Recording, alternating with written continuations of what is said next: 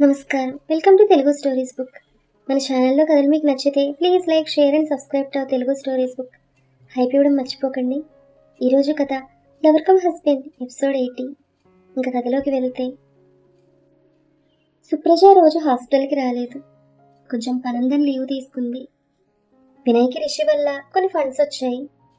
So దీనికి అంతటికీ కారణం సుప్రజ కాబట్టి తన మీద ఇంకా ప్రేమను పెంచేసుకున్నాడు డాక్టర్ బాబు. మార్నింగ్ అయితే ఓకే అనుకున్నాడు, బట్ ఈవినింగ్ తన వల్ల కాలేదు. ఇంకా ఆ రోజు ఈవినింగ్ సుప్రజ వాళ్ళ ఇంటికి వెళ్ళాడు. అక్కడ కిషోర్ కనిపించాడు. హాయ్ అంకుల్ అనగానే, వినయ్ అసలు నువ్వేం చేస్తున్నావు, నీకేమైనా అర్థమవుతోందా అని అడిగాడు అతను. ఈ విషయంలో వాడి చేత ఓపెనింగ్ ఏంటి, ఆ స్వాగతాలేంటి, అంతలా మోసావు, కారణం అని అడిగాడు కిషోర్. ఎందుకంటే తను ట్రెండ్ సెట్టర్ కాబట్టి. తన వల్ల నాకు ఫండ్స్ వచ్చాయి తెలుసా. మోర్ ఓవర్ ఇదంతా సుప్రజ వల్లనే. ఇంతకీ ఏది తను అని అడిగాడు వినయ్. ఏమో ఎవరికి తెలుసు, ఈ మధ్య నాకు ఎవరు ఏమైనా చెప్పి చేస్తేగా అని కిషోర్ అనగానే వినయ్ సుప్రజ నెంబర్కి కాల్ చేశాడు. సుప్రజ ఫోన్ కట్ చేసింది. మళ్ళీ చేశాడు. మళ్ళీ అలాగే కట్ చేసింది. మెసేజ్ చేశాడు, లిఫ్ట్ ద కాల్ యార్ అంటూ. ఆ మెసేజ్కి Supraja I'm busy baby, catch you later అని రిప్లై ఇచ్చింది. అది చూసిన వినయ్ షిట్, నాకన్నా బిజీ ఏంటి అనుకుంటూ వెళ్ళిపోయాడు. ఆ రోజు నైట్ వినయ్ మళ్ళీ వచ్చాడు. దాంతో శ్రావణి ఆశ్చర్యంగా చూస్తూ, ఈ టైంలో ఏంటి వినయ్ అని అడిగింది. ఆంటీ, సుప్రజయ్ వాళ్ళు కలవలేదు, ఇటువైపు పనుండి వచ్చాను, ఒకసారి తను కలుద్దామని అన్నాడు వినయ్. అవునా, సరే పిలుస్తానంటూ లోపలికి వెళ్ళొచ్చింది. వస్తోందని చెప్పేసి వెళ్ళిపోయింది. దాదాపుగా 20 నిమిషాల తర్వాత వచ్చింది సుప్రజ. సుప్రజను చూసిన వినయ్, ఏంటి సుప్పు ఇవాళ రాలేదు అని అడిగాడు. కొంచెం బిజీ అని చెప్పానుగా అంది సుప్రజ. సరే నీతో మాట్లాడాలి, బయటకు వెళ్దామా అన్నాడు వినయ్. ఇప్పుడా, లేట్ నైట్లో అంది సుప్రజ. ప్లీజ్ రావచ్చు కదా అన్నాడు వినయ్. వద్దులే బుజ్జి, ఇక్కడే చెప్పు అంది సుప్రజ. సరే, మనం అనుకున్నట్లుగా ఫండ్స్ వచ్చాయి.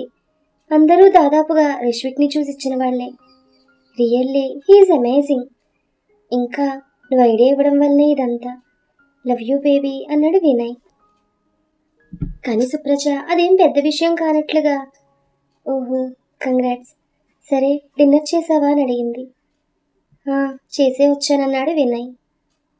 ఓ గుడ్, ఇంకేంటి, నేను ఇంకో 2 days కూడా రాను అనగానే, సుప్పు వచ్చిన దగ్గర నుంచి గమనిస్తున్నాను, నేను అంత పెద్ద గుడ్ న్యూస్ చెప్పాను, కానీ నువ్వు ఇలాగైనా రియాక్ట్ అయ్యేది అని అడిగాడు వినయ్.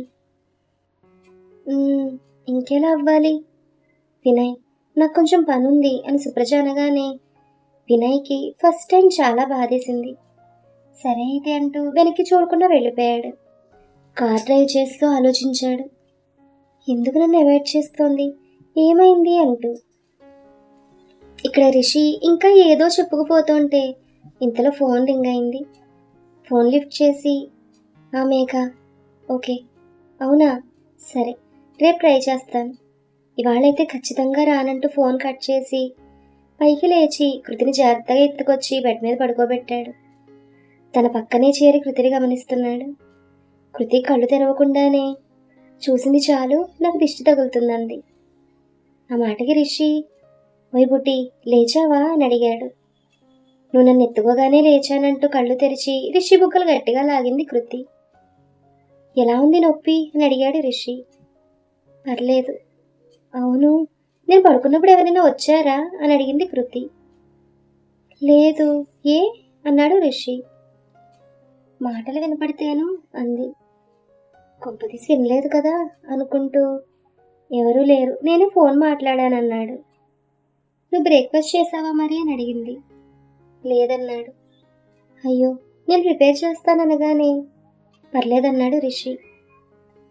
అలా కాదు కానీ నా ఫోన్ ఇటు ఇవ్వు అనగానే రిషి ఫోన్ తెచ్చిచ్చాడు.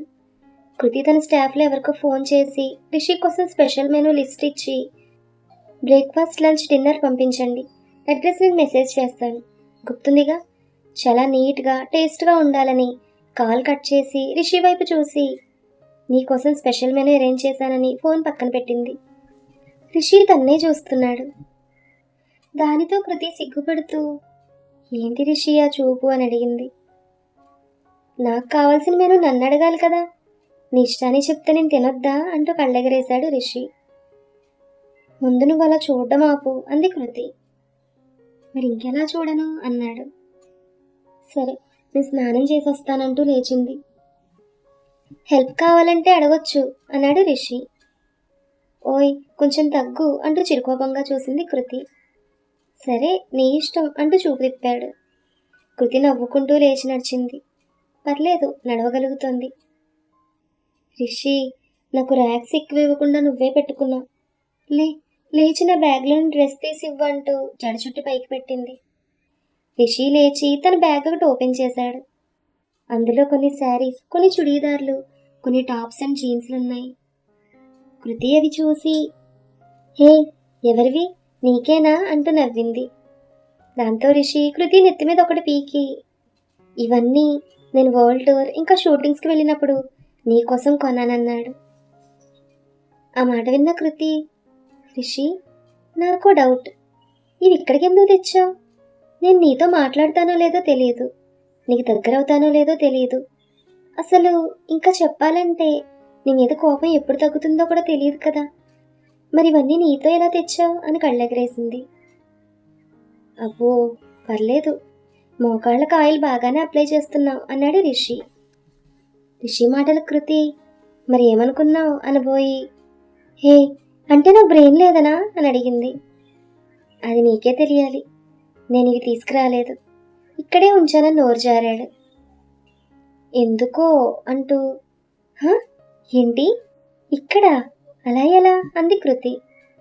లేకపోతే నువ్వు నీ ఫింగర్ క్వశ్చన్స్, నేను మా ఆవిడని వద్దనుకోలేదు, తనే నన్ను కాదంది అన్నాడు ఎటో చూస్తూ. అంతే, చెఫ్ పాప కోపంగా చూస్తోంది. కృతిని చూసిన రిషి, ఏంటి కోపమే ఇదంతా, సరే కానీ ఇందులో నీకు నచ్చింది తీసుకో అన్నాడు. నాకేం అవసరం లేదు, తప్పుకో అంటూ తన బ్యాగ్లోని డ్రెస్ తీసుకుని వెళ్ళిపోయింది కృతి. ఈ ఆడలేడీస్ మారరు, నిజం చెప్తే కోపం, అబద్ధం చెప్తే నచ్చదు, నా వల్ల కాదబ్బా అనుకున్నాడు. కృతి వచ్చి రెడీ అవుతుంటే రిషి ఫోన్ చూసుకుంటున్నాడు. చిన్నుగాడు చీర కట్టుకోవచ్చు కదా అన్నాడు రిషి. కానీ కృతి ఏం మాట్లాడలేదు, చక్కగా రెడీ అయింది. ఇంతలో కాలింగ్ బెల్ మోగింది. రిషి కదలలేదు. రిషి వెళ్ళు, మా వాళ్ళు అయ్యుంటారు, నీకు ఫుడ్ తెచ్చారు అంది కృతి. కానీ మనవాడు అస్సలు చూడడం లేదు, ఫోన్లో మునిగిపోయాడు. బెల్ మళ్ళీ మోగింది. కృతి ఫాస్ట్గా రిషి ఫోన్ లాక్కుంది. ఏయ్ ఇటివ్వు అన్నాడు రిషి. ముందు వెళ్ళు రిషి, వాళ్ళని చూశారంటే అదొక తలనొప్పి, ప్లీజ్ అనగానే రిషి లేచి మొహానికి కర్చీఫ్ కట్టాడు. కృతి నవ్వుతూ, ఓహో ఇదొకటి ఉందా అంది. రిషి వెళ్ళగానే ఫోన్ పక్కన పెట్టబోతూ, అవును ఇది రిషి ఫోన్, అది కూడా ఓపెన్ చేసి యాహూ అనుకుంటూ చూసింది.